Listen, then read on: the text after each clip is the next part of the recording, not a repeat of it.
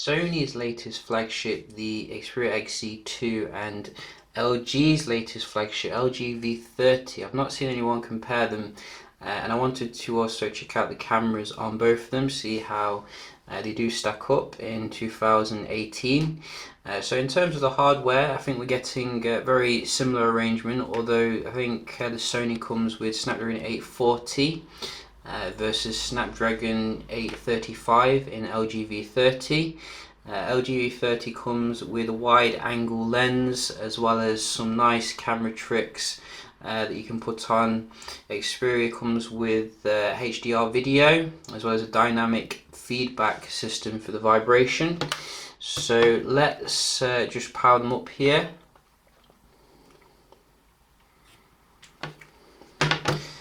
The V30 is due to be supplanted soon with something new from LG. I think it's the LG G7 Thin Q or something. Really weird naming system.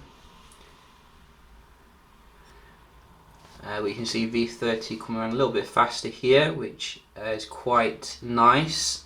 Sony's never been the fastest when it comes to booting up though, so that is quite expected really.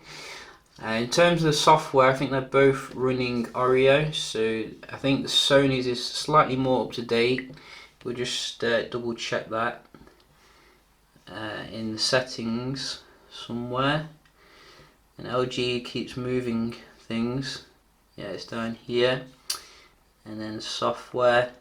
Oh no, we're on Nugget still with the LG. I thought it was on Oreo, but you can see they're really behind in terms of software updates. Sony is on 8.0, which isn't the latest. Even Nokia is ahead of both of them when it comes to the software, so both could do with some improvement there. Just going to put something underneath the Sony because it does have a mind of its own here, and we can then, strangely enough, you can see it doesn't move when you put it on PS4 game, which is really weird, but we can have a look at the speed here, see if there's any differences. So with the LG, I think you're getting a slightly higher resolution display, which is OLED. I think it's 2K versus Full HD in the Sony, which sometimes does have some orientation issues. Just turn that off.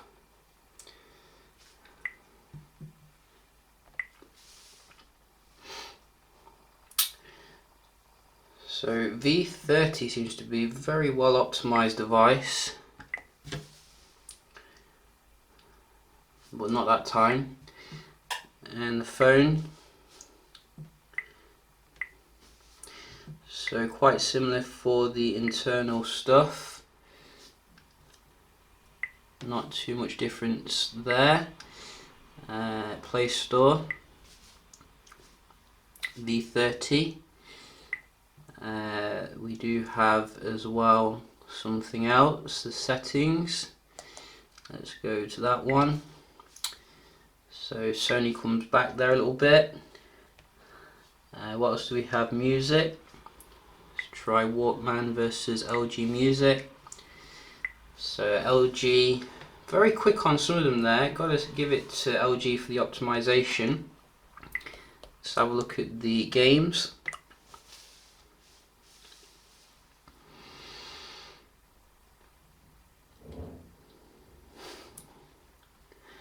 The LG phone has come down in price quite a lot actually. You can get them for about €500 now, so I think they launched for about 800 when they first came out. XZ2 being a new phone is much more expensive. Again, the V30 here. And another one.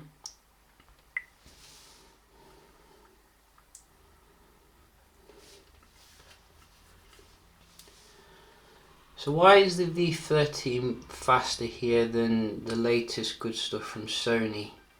That is a good question. I think they both have the same RAM allocation.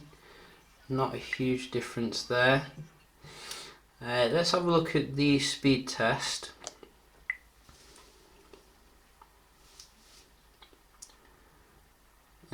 let's go with the V30. I think with the V30 you're also getting wireless, I think they both actually support wireless charging nowadays, so they have both caught up there, because we have a glass kind of construction on the Sony on the back, and very decent for the Wi-Fi here. Can Sony meet that?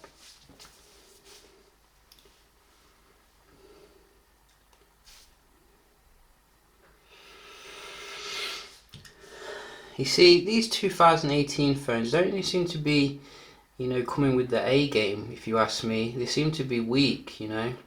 Look at that, that's nearly 50 megabytes difference. So rest assured, if you bought a phone at the end of 2017, it's still got a lot of life in it. Let's move on to some web browsing.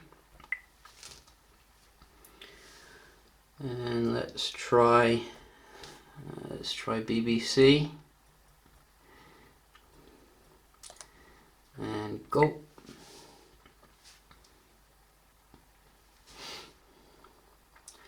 So Sony is smidgen faster there with that one. And again, you do get a lot more content on the V30 screen though. Even though this is bezel-less, you can see that the screen is much bigger. Although I don't like the blue shift that you do get on the V30. I think the Sony display looks more high quality.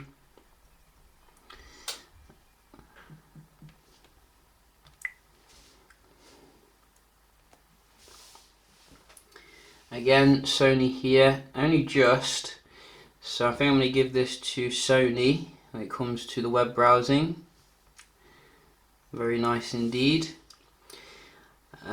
Let's move on to the camera here. So as I said, the camera is coming with HDR video here on the Sony, which promises to give you like more like contrasty colours, nice new feature. I think the camera lens is pretty much similar to last time, but it could be a little bit improved. You can look into it yourself basically. I know it doesn't have optical image stabilization and the lowest aperture like you do get with some other handsets, and I think generally, you know, given these compromises, it's not a terrible camera by any means. It's still very usable in the good light. Let's just get that rotation on again. So let's go here again, there we go. In fact, I'd say it's probably better than the V30 in terms of the good light. You can see the V30 colours don't seem to be quite as accurate. But when it comes to the low light, I was also quite impressed with the XZ2. It seems to be a step up from the XZ Premium in terms of the clarity and colours, etc. So it just seems to me that Sony's not bringing its A game. You know, it could really go forward and get ahead of the competition if it did put the hardware in place. It does a good job given that it doesn't have the hardware, but it could definitely do better. So it's quite perplexing to me how they don't, you know, go for the win, so to speak. But it's a decent camera, you know. It's not going to challenge, I think, the top end phones like the P20 Pro, but you know, you're not going to be that disappointed with it, I don't think.